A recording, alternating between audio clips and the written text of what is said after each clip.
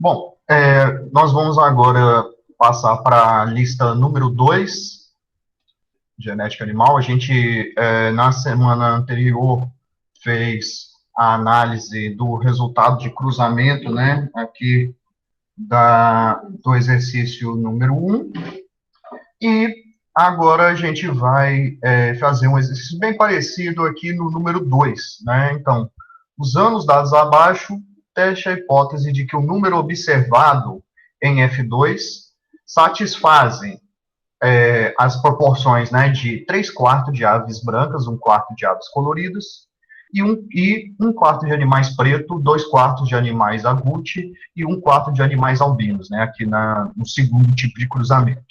É razoável afirmar que os caracteres têm herança monogênica? Explique sua resposta.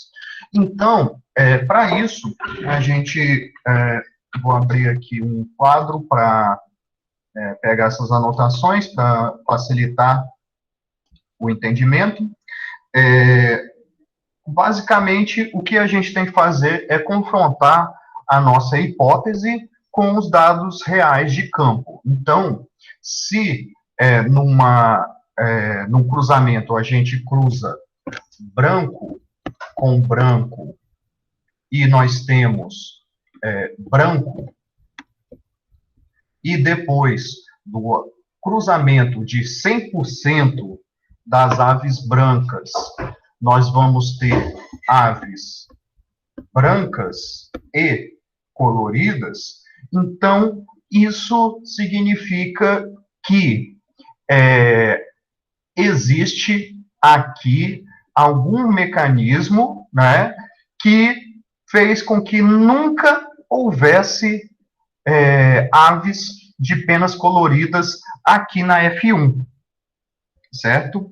O que, se a gente colocar em termos de hipóteses, né, de controle da característica por apenas um gene com 2 alelos, seria o fato de que esse animal aqui poderia ser um heterozigoto, esse animal aqui um heterozigoto, e essa F1 vinda desse casal de heterozigotos teria 3/4 com fenótipo similar ao do dominante, né? Poderia ser azão-azão ou azão-azinho, e teríamos 1/4 de indivíduos com fenótipo recessivo.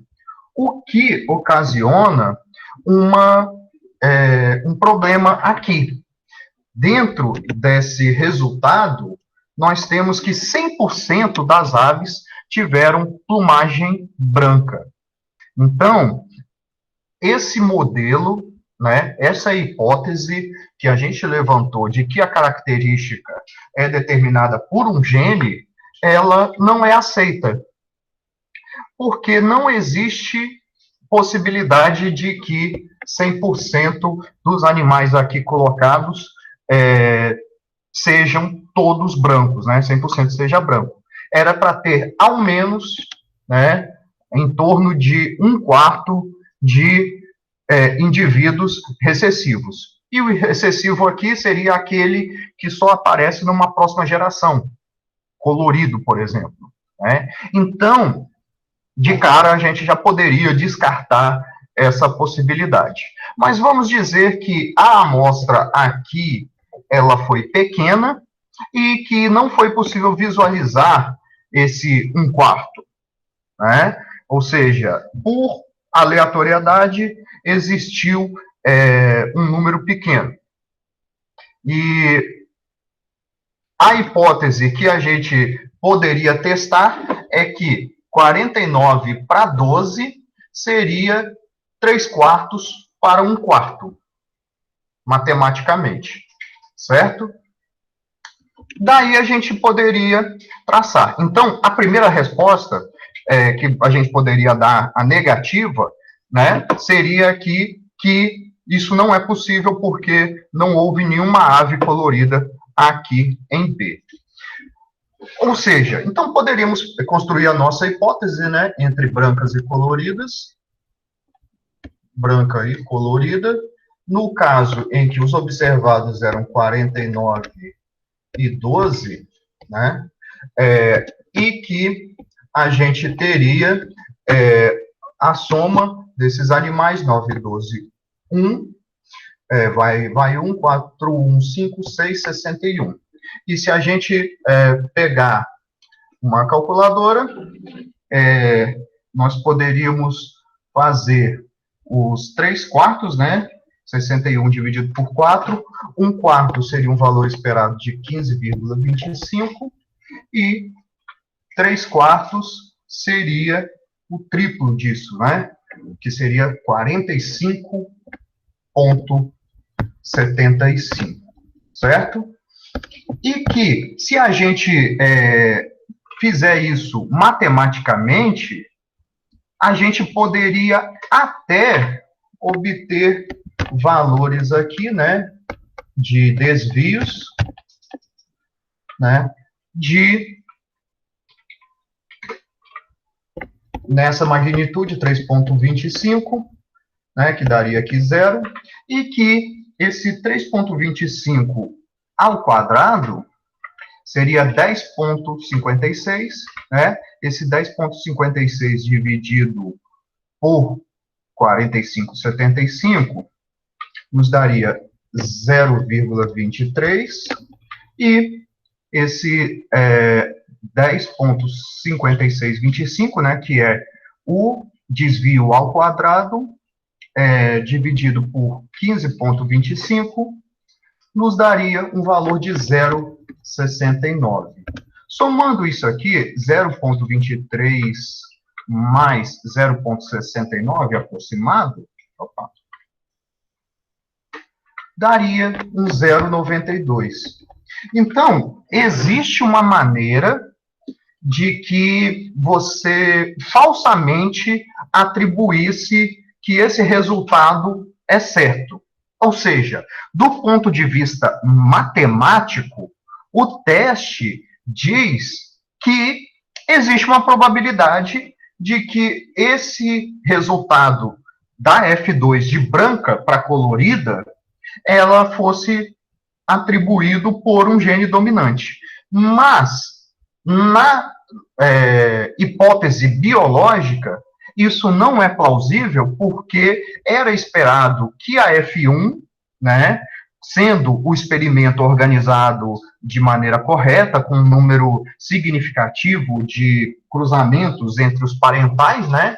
Então, se a gente tem um número de parentais e um número de F1s significativo, a gente visualizaria esse 1/4.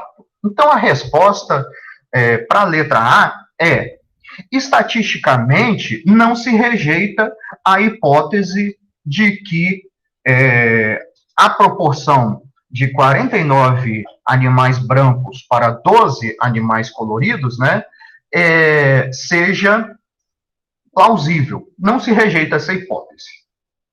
Ok? Mas, biologicamente, era esperado que houvesse, na geração F1, animais coloridos, se nós tivéssemos essa conformação. Ok? Então, como se esse teste aqui foi feito para F2. Na F2, matematicamente, ok. Mas se a gente fizesse a hipótese na F1, né, os observados aqui de brancos e de coloridos, eles seriam um número aqui x e aqui um número 0, certo? E o esperado seria de 3/4 de x, e enquanto aqui seria 1/4 desse valor de x. Se você fizesse aqui nosso teste de Q quadrado, você não seria capaz de chegar a esse resultado, porque não se apresentou nenhum animal colorido, quando, na verdade, se esperava 1/4, né? Então, a pergunta é razoável afirmar que os caracteres têm herança monogênica? No primeiro caso, não. porque biologicamente faltou aves coloridas na F1. Ok? Para a característica número 2, vamos fazer a mesma coisa. 7 animais preto, 21 animais agute e 9 animais albino. Então, quando a gente faz agute versus albino, né, vou chamar agute de AG e albino de AB, só para remeter aos fenótipos, né? Então, deu 100% de animais agute, certo? E aqui a gente tem animais pretos, então, 7 pretos, 21 agute e 9 albinos. Qual seria a hipótese genética, considerando que existe apenas um par de genes que sustentaria isso? Bom, nós poderíamos dizer, por exemplo, que o agute é um animal que tenha azão e que o albino seja azinho.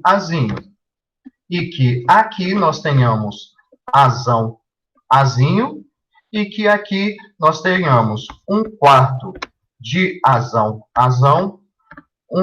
2/4, perdão, de azinho, e 1/4 de azinho.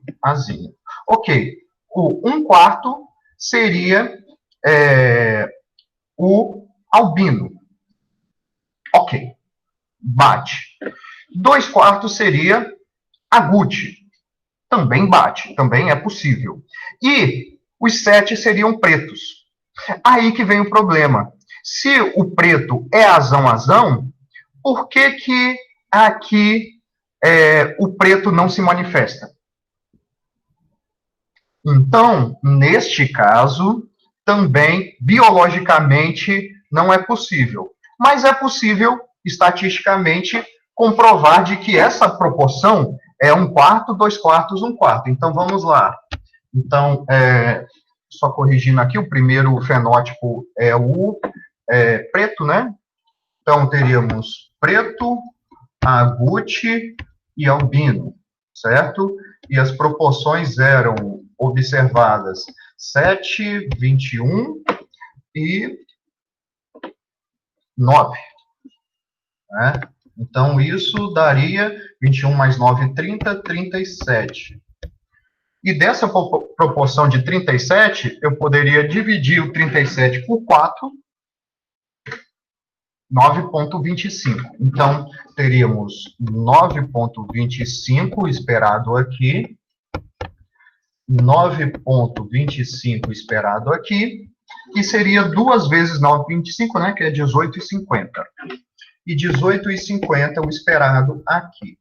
O nosso desvio seria 7 menos 9,25, menos 2,25, 21 menos 18,5, que dá 2,5 positivo, e 9 menos 9,25, que dá menos 0,25, né? Então, menos 0,25 mais 2,25, menos 2,5. Então, 2,5 menos 2,5. E a coluna final aqui, né, que seria o observado menos esperado, ao quadrado dividido pelo esperado, seria 2,25 ao quadrado dividido por 9,25. 0,54. 2,5 vezes 2,5, 6,25 dividido por 18,5, 0,33. 0,25 ao quadrado dividido por 9,25, 0,006, né? Ou seja, 7 aproximadamente. Então, lembrando aqui, né, os valores obtidos aqui. Cadê o histórico aqui? 006, 033 e 054. Né? Então, teríamos praticamente 0,55 mais 0,34, né? Porque o outro é bem aproximado. Então, seria 0,89. Se você olhar na tabela de Q quadrado, o Q quadrado com 2 graus de liberdade, né, já que a gente tem 3 fenótipos, ele seria na faixa de 5,9, se não me engano. Ok, então, da mesma maneira que o primeiro, a gente tem uma confirmação matemática, uma confirmação estatística, mas sem base biológica para a sua comprovação. Ou seja, a gente poderia responder essa questão 2 já de cara, dizendo que, biologicamente, é impossível, na característica número 1, né, da plumagem de aves, que 100% da F1 seja branca, se for monogênico. E na resposta da característica número 2, é impossível que haja animais pretos, né, se a característica for monogênica, né? Então, ela não pode ser dominante na F1 e haver ausência de dominância na F2. Então, é biologicamente impossível, né? Então, esse exercício aqui é mais uma articulação de pensamento no sentido de que a estatística pode dizer que é possível, mas quem vai dar a última cartada, a decisão final, é a biologia. Se não é biologicamente viável a hipótese, a estatística, então, não precisa nem ser feita. Ok? Mas eu fiz a estatística aqui só para comprovar que isso é possível. Questão número 3. A calvície padrão é condicionada, por gene autossomal dominante nos homens e recessivo nas mulheres.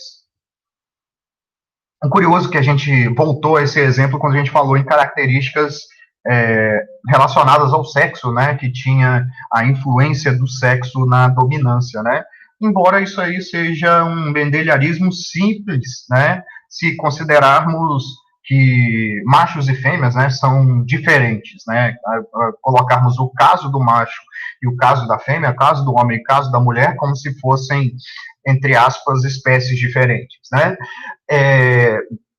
Então, nesse caso, ele é dominante nos homens e recessivo nas mulheres.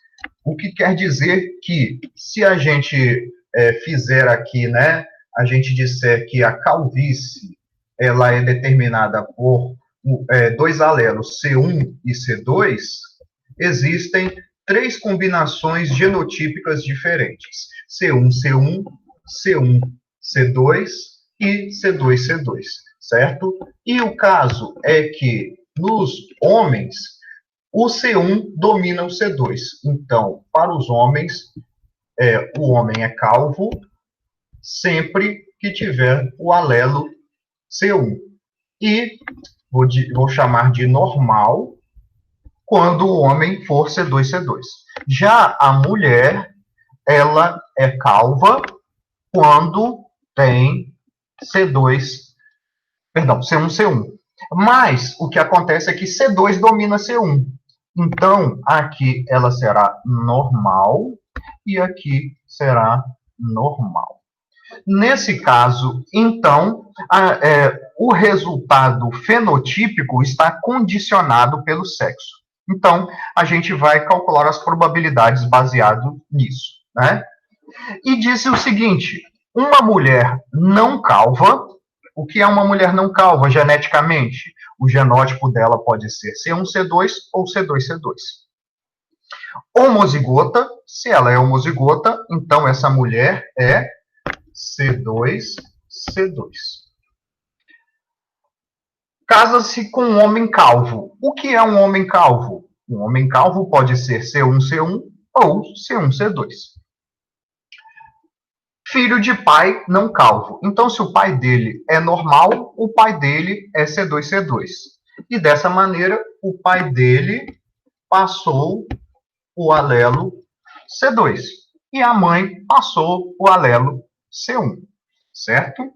Então, esse tipo de acasalamento, né, de cruzamento, a gente vai ter essas três questões. Quais as proporções genotípica e fenotípica esperadas na descendência? Então, genotipicamente, é o que a lei de Mendel, né, por probabilidades ou pelo quadrado de Punnett, já preconizam. Metade de C1, C2, metade de C2, C2. Ou seja, invariavelmente, a mãe doará o alelo C2.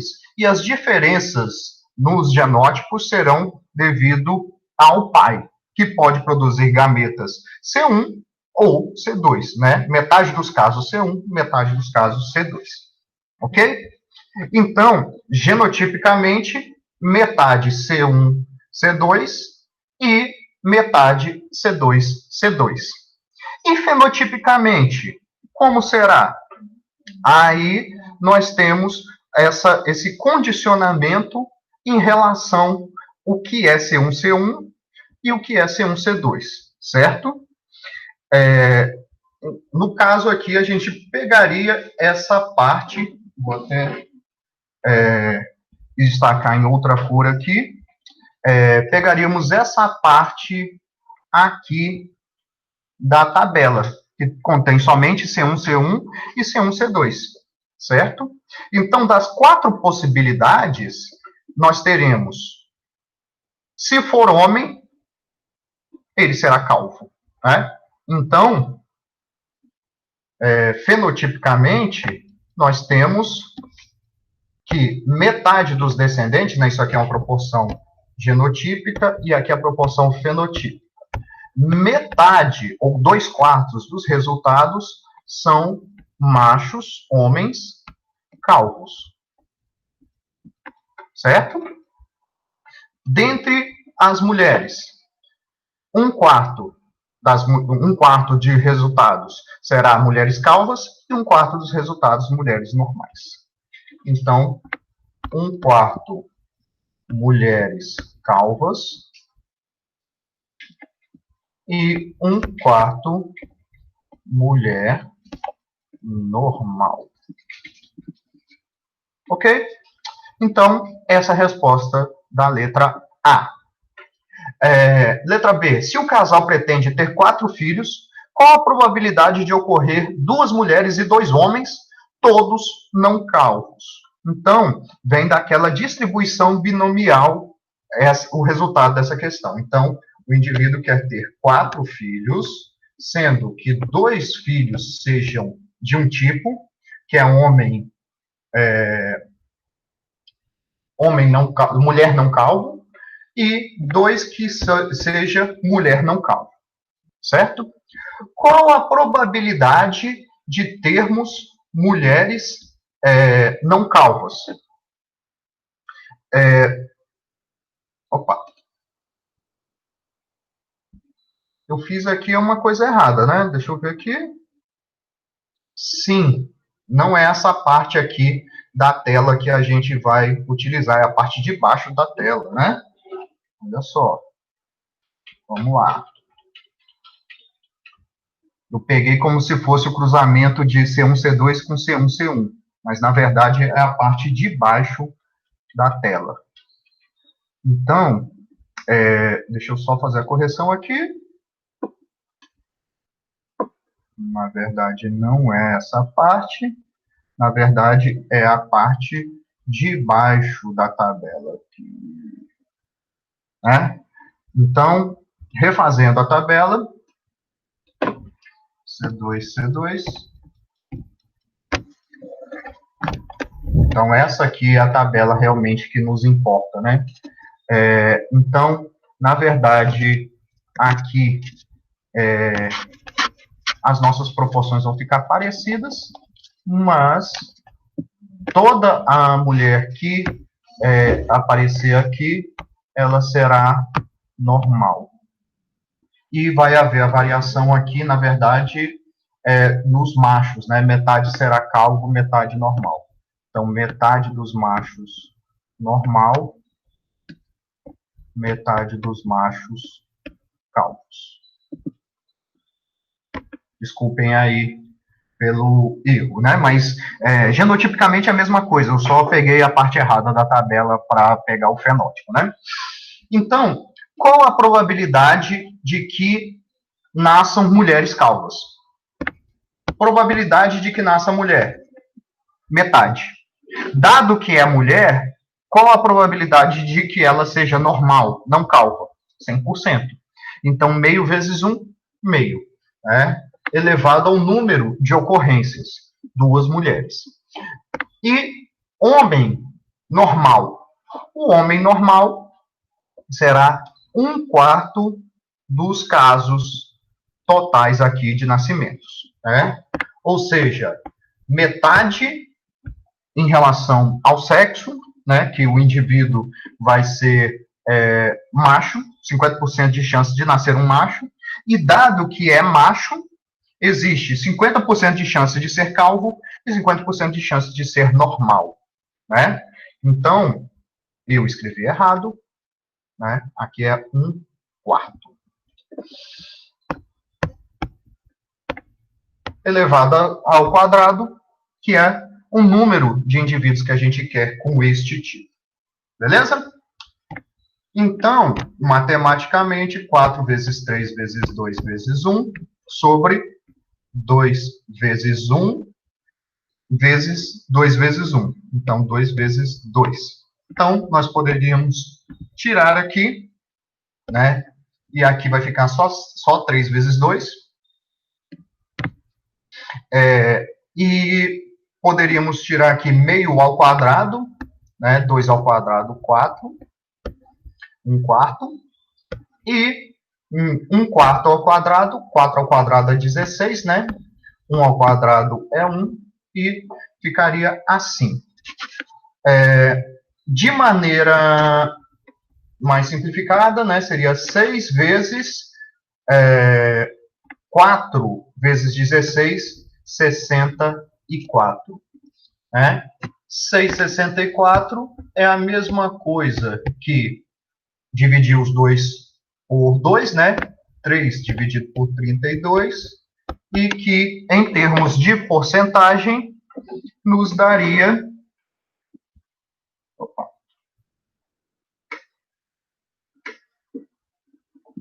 Três sobre 32 igual a 9,375%. Certo? Então, a probabilidade de que o casal tenha 2 homens e 2 mulheres e todos normais é de 9%. Resposta da letra B. Na letra C, a gente tem a pergunta: se o primeiro filho do casal é do sexo masculino, qual a probabilidade dele vir a ser calvo? Simplesmente olhando a tabelinha aqui, a gente tem que, sendo do sexo masculino, existe uma chance de ser calvo e uma chance de ser normal. Dentro de 2 possibilidades, é metade. Então, metade ou 50% de chance de ser calvo e 50% de ser normal. Certo? Então, a probabilidade aqui na letra C é de 50%. Questão número 4. Na espécie humana, um tipo de surdez é determinado pela presença de pelo menos 2 genes dominantes autossomais, ou seja, o indivíduo, para manifestar essa surdez, precisa de ter azão e besão, pelo menos. Os demais genótipos têm audição normal, né, que seria o azão sem o besão, ou o besão sem o azão, ou o duplo recessivo. Né? Admita que os genes são independentes. Ok. Segundo a lei de Mendel, aqui bem claro, né? Considere um casal de duplo heterozigotos e calcule as seguintes probabilidades. Então, duplo heterozigoto seriam dois indivíduos surdos, né, tendo descendentes. E aqui, como você tem duplos heterozigotos, então nós teríamos 9/16, né, que seria 3/4 com 3/4 de ter azão, bezão, 3/16 de ter azão, bezinho, bezinho, 3/16 de ter azinho, azinho, bezão, traço, e 1/16 de ter um duplo recessivo.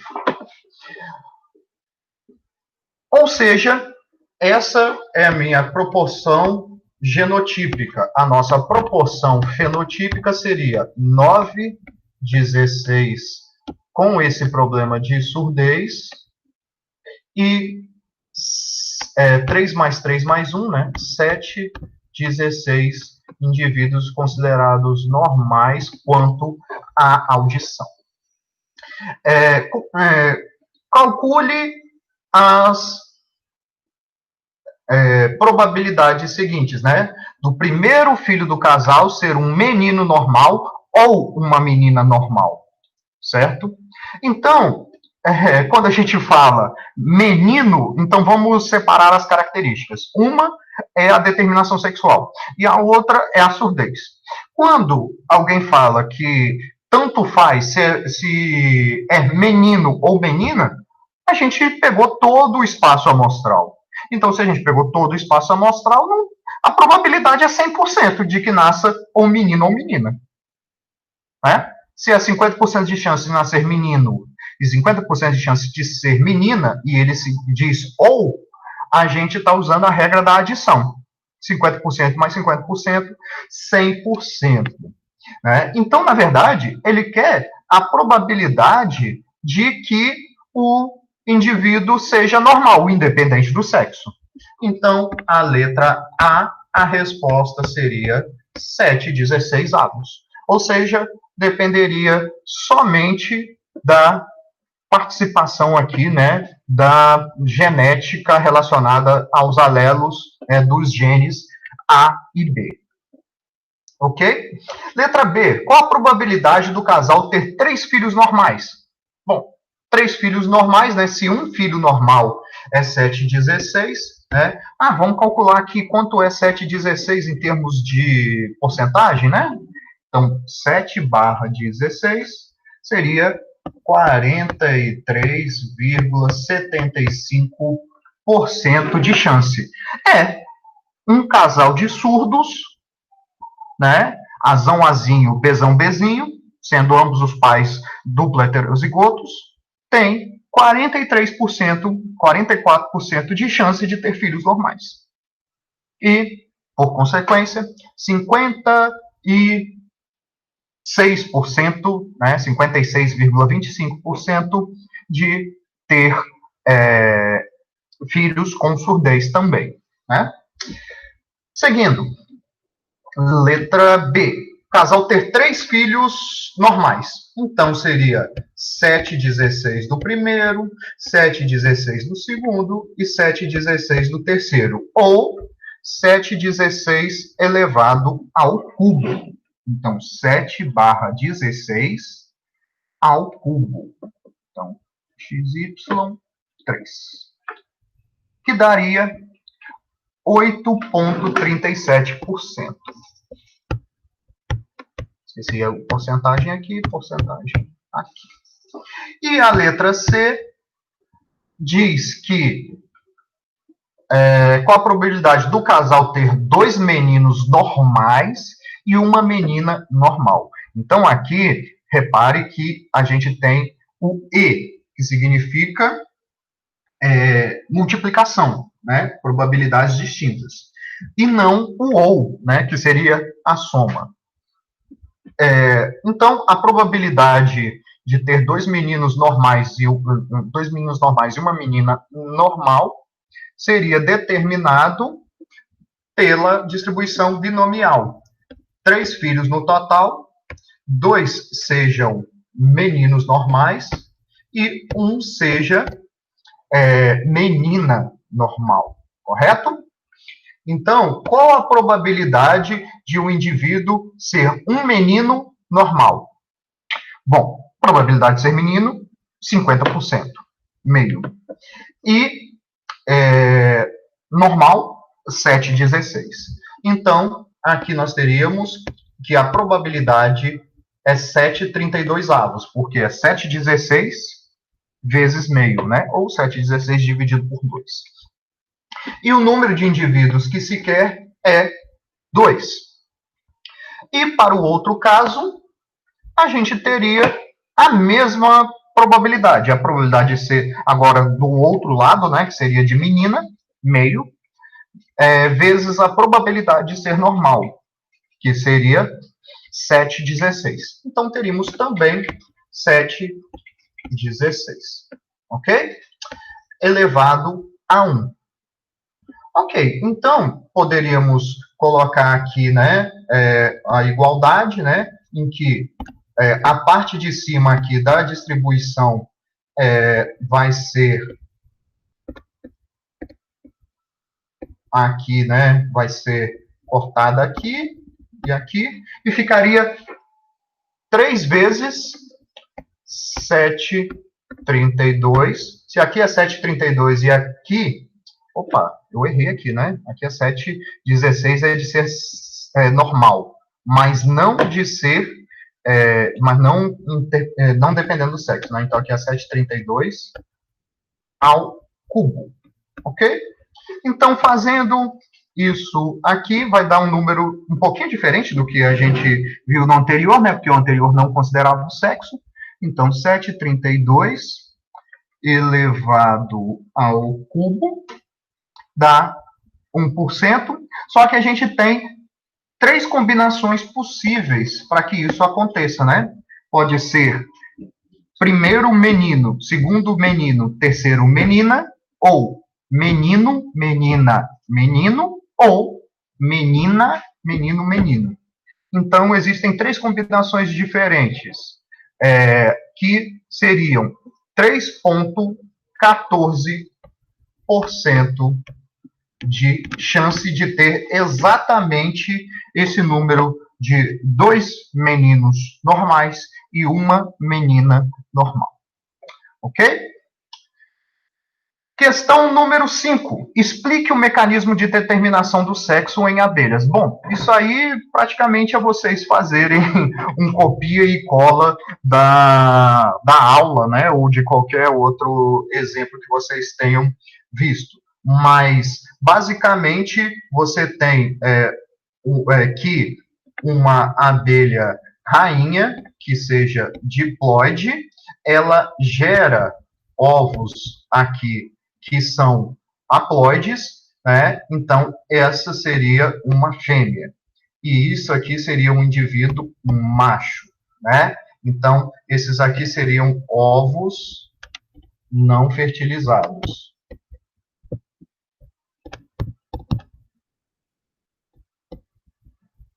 Já uma outra rainha produziria ovos, né? Esses ovos não fertilizados que vão virar zangão, certo? Se desenvolvem através de mitose. Então, se a gente... vou até tirar o símbolo daqui para colocar devidamente aqui embaixo, né? Então, aqui nós temos o N, que seriam os ovos prestes a serem fertilizados, né? Então, da união de N com N, nós temos 2N, que seria também uma fêmea, certo? Então, o sistema de determinação do sexo das abelhas é baseado no haplodiploidismo, ou seja, os indivíduos haploides são os machos e os indivíduos diploides são fêmeas. Questão número 6. Nunca foram descobertos indivíduos nascidos vivos ou fetos espontaneamente abortados com falta completa de cromossomos X. Por exemplo, o indivíduo que seja completo no conjunto de autossômicos, né? E que tivesse o Y, mas que não tivessem o X, ou que não tivessem nenhum dos cromossomos sexuais, né? Fosse 00, né? Não tivesse nenhum cromossomo sexual. E por que isso acontece? Então, a resposta a ser colocada é que o cromossomo X, ele apresenta genes que são fundamentais para o desenvolvimento do organismo desde a fecundação, desde a formação do zigoto. Então, o zigoto ele não vai à frente, não acontece a multiplicação celular e a vida não se mantém. Por isso, nunca se encontrou feto e nunca se encontrou pessoas, né, nem bebês, nem pessoas adultas com ausência do cromossomo X, certo? Então, o cromossomo X, ele tem genes que são fundamentais e que a ausência deles leva à letalidade. Questão número 7, né? Parece uma pegadinha, né? Qual é o animal que tem avô, mas não tem pai? É a abelha, né? Então, mais especificamente, o zangão, né? O zangão, ele não tem pai. Ele vem de um ovo não fecundado. Mas ele tem um avô. Por quê? Essa fêmea, né? Já vou voltar aqui ao esquema mostrado anteriormente, né? Essa fêmea aqui, que pôs os ovos, então aqui vamos dizer que este é o indivíduo aqui que tem avô, mas não tem pai. Essa fêmea aqui, ela deposita o ovo. Então, quer dizer que o zangão, ele não tem pai. Ele surgiu através de um processo chamado de parternogênese. Ou seja, um parto, né, um nascimento que ocorreu sem a participação do macho. Somente um ovo não fertilizado. Então, ele não tem pai. Ele não dependeu de um indivíduo do sexo masculino para que esse ovo se desenvolvesse. Ok? Porém, a sua mãe, essa sim, ela é diploide, porque toda a fêmea recebe um N de outra fêmea, de sua mãe, e um N do seu pai. Então, o zangão, ele não tem um pai, mas a sua mãe teve um zangão que doou sua parte genética para a composição. Então, ele tem avô, mas não tem pai. Né? 8. Que proporção dos descendentes humanos recebe um cromossomo X da mãe? Ok, então vamos lá. Qual a proporção dos indivíduos humanos que recebem o X do pai? Então, considerando dois indivíduos de composição cromossômica normal, um macho e uma fêmea, né? A variação aqui pode ser que o espermatozoide seja X ou Y, ou seja, indivíduo heterogamético, né?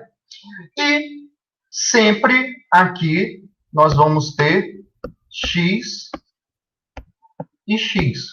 Ou seja, todos os indivíduos, sejam ou machos ou fêmeas, recebem X de sua mãe. Então, a resposta primeira é 100%. Segunda pergunta.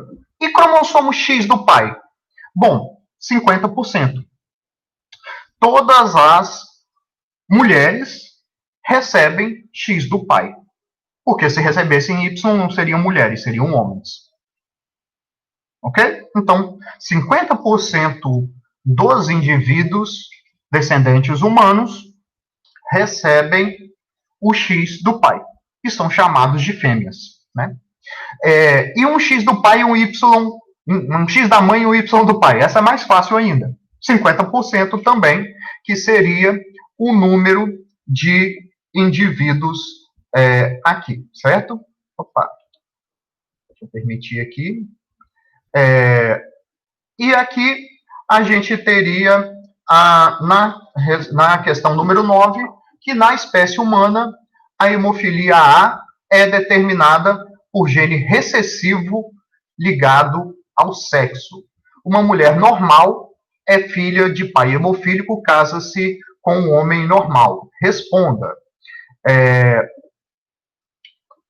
A mãe da mulher é normal ou hemofílica? Então, vamos, baseado aqui nesse esquema, colocar como é a herança, né? Determinada por um gene recessivo ligado ao sexo. Então, quando a gente fala em gene ligado ao sexo, é sempre um alelo que está no cromossomo X. Então, vamos chamar o gene da hemofilia de H, né?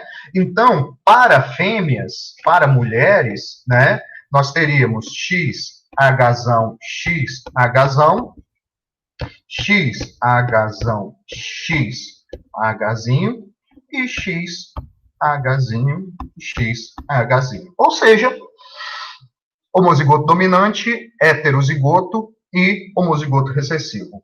Já para os machos, só existem duas configurações. Os machos são hemizigotos, né? Que seria X, Hzão e X... não, o macho não tem dois X's, não. Né? Aqui no outro seria Y e X, Hzinho, Y. Certo? Então, isso aqui seria a proporção genotípica. E a fenotípica? Então, a proporção fenotípica seria que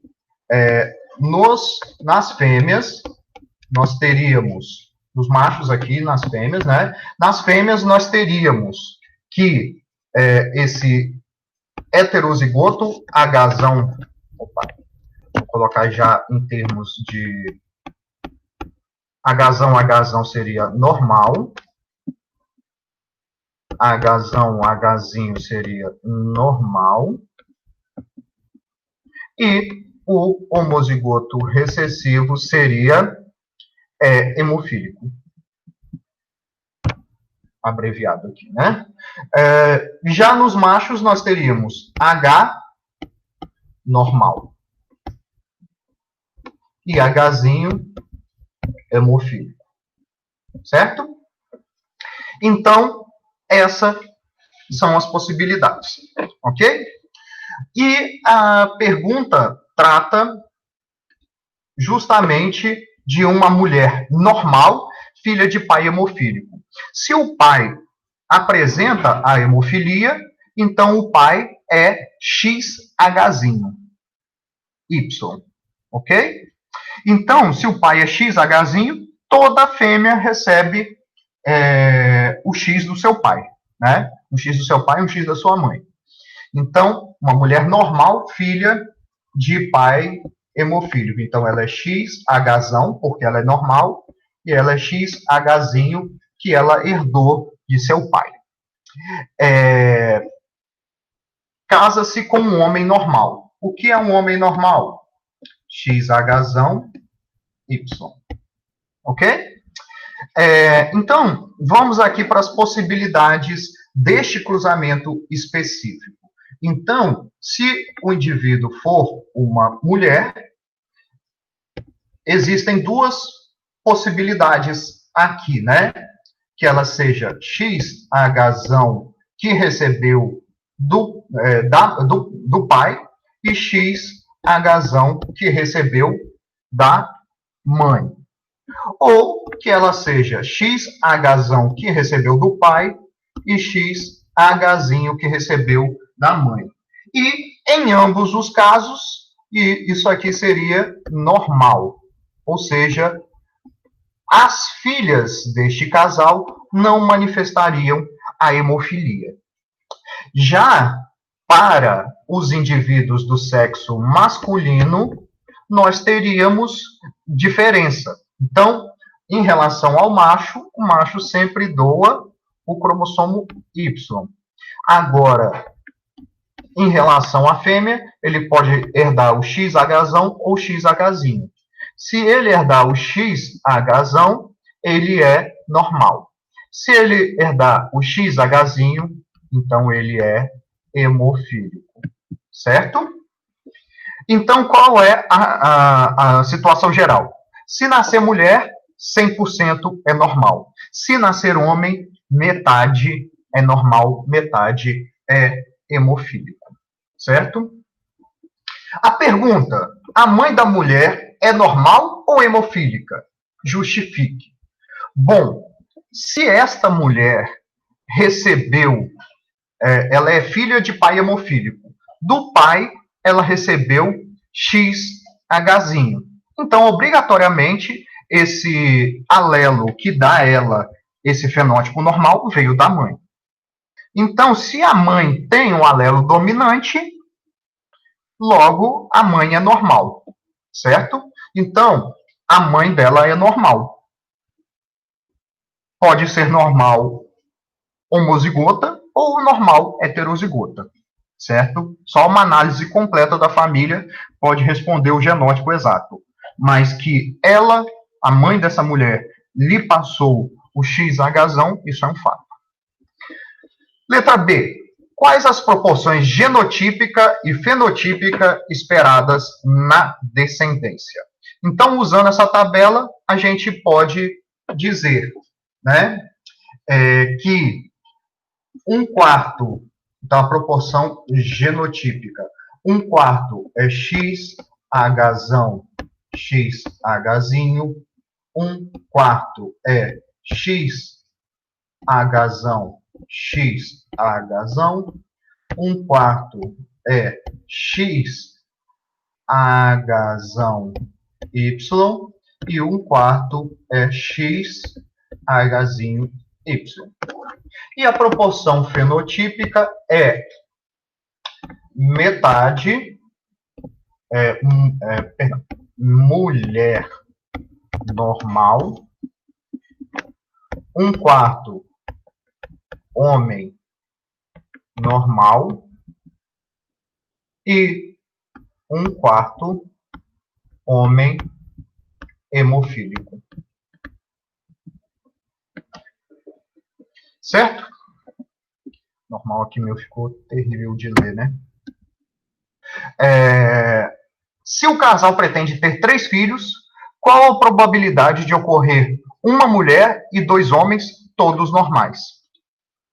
Ok, como aqui não fala a ordem, então a gente vai usar de novo a probabilidade binomial. 3 resultados, sendo que se quer uma mulher e 2 homens normais. Uma mulher e 2 homens normais, né? Qual a probabilidade de termos uma mulher normal? Meio. Não foi isso que a gente viu aqui? Metade de chance de ter uma mulher normal. Quantas mulheres normais se deseja nesse cruzamento? Uma. E 2 homens normais. Então, 2 homens normais, nós teríamos que a probabilidade de termos homem normal é 1/4 dos resultados deste casamento, acasalamento. E nós teríamos 2 resultados aqui. Beleza?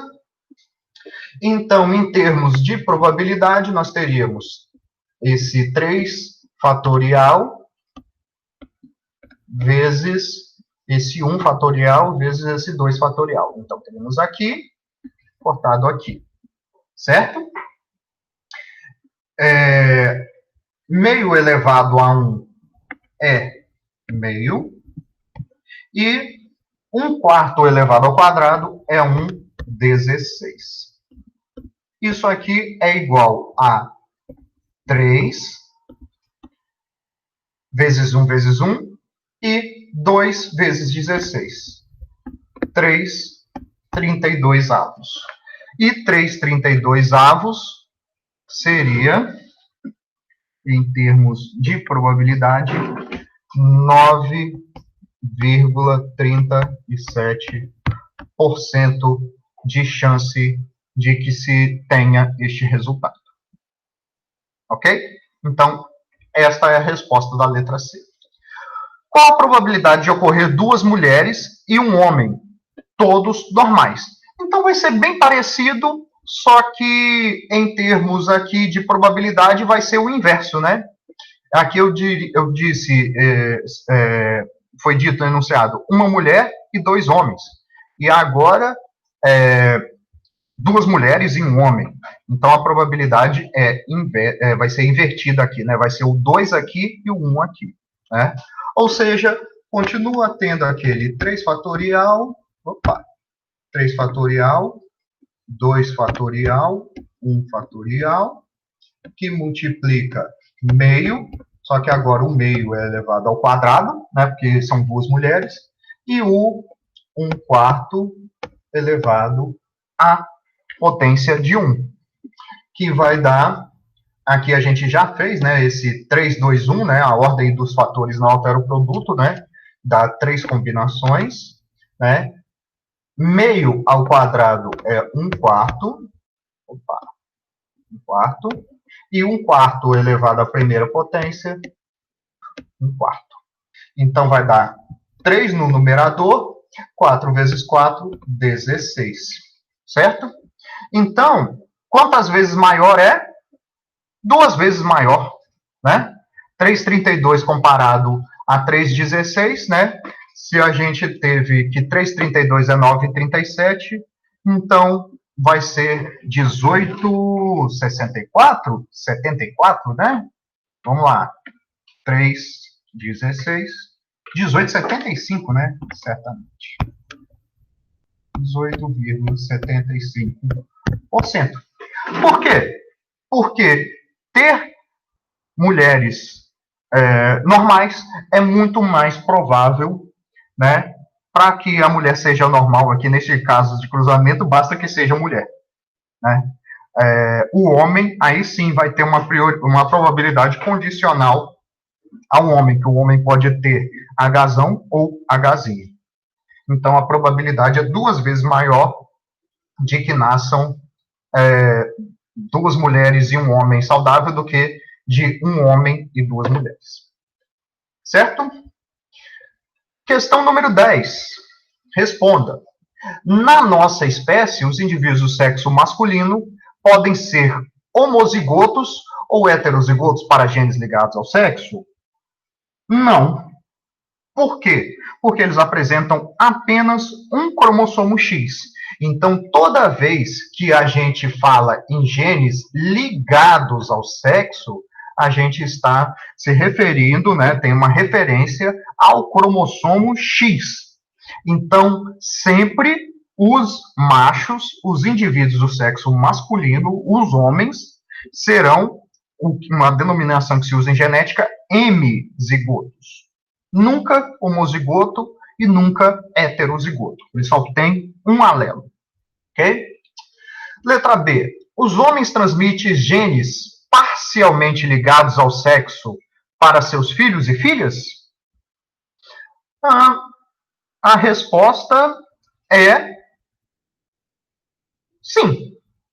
Porque o que são genes parcialmente ligados ao sexo? É só lembrar daquela parte que a gente trata, né, do cromossomo X, né, como sendo maior, né? Isso aqui é uma representação um pouco tosca aqui do cromossomo X e do cromossomo Y, né? Então, o cromossomo Y, ele é menor, e a gente tem que existe uma certa região aqui que está na parte tanto do cromossomo X quanto do cromossomo Y, né? Que, então, aqui é o que a gente chama de cromossomo X e aqui é o que a gente chama de cromossomo Y, né? Então, essa parte aqui, que é chamada de uma região pseudo-autossômica, são alelos que estão presentes na região em que faz crossing over, em que há pareamento entre X e Y, né? O X e Y se pareiam na metáfase da meiose, né? Como homólogos, na meiose número 1. Então, existe sim. Então, quando se tem indivíduos fêmeas, os machos passam esses genes parcialmente ligados ao sexo via cromossomo X. E quando tem filhos do sexo masculino, eles passam via cromossomo Y, ok? As mulheres são portadoras de gene parcialmente ligado ao sexo? Sim, porque existem regiões pseudo-autossômicas no cromossomo X, ok? D. Qual a origem, materna e ou paterna, de seus genes ligados ao sexo, parcialmente ligados ao sexo e holândricos? Os meus genes ligados ao sexo, eu que sou homem, recebo apenas da minha mãe. A mulher recebe tanto do seu pai quanto da sua mãe. Beleza, isso é ligado ao sexo. O macho recebe apenas de sua mãe. A fêmea recebe tanto do seu pai quanto da sua mãe. Os genes parcialmente ligados ao sexo têm origem paterna e materna. Independente, né? Pode estar tanto no X quanto no Y. E os genes holândricos? Os genes holândricos, os machos recebem de seus pais. E as fêmeas não recebem herança holândrica. Fêmeas não têm cromossomo Y, então não recebem esse tipo de herança. Ok? Letra E. Que fato ou fatos o levaria ou a levaria a inferir que um dado caráter é ligado ao Y? Então, os fatos que nos levam a inferir sobre a herança holândrica é que a herança, a característica, primeiramente, né, o fenótipo observado, só é manifestado em 100% dos casos em homens. Nunca é manifestado em mulheres. E o segundo fato é, o indivíduo apresentando essa característica, toda a sua descendência masculina vai também apresentar essa característica. São esses dois fatos. Letra F. Qual a diferença entre caráter limitado pelo sexo e caráter influenciado pelo sexo? Certo? Ambos são presentes em cromossomos autossomais.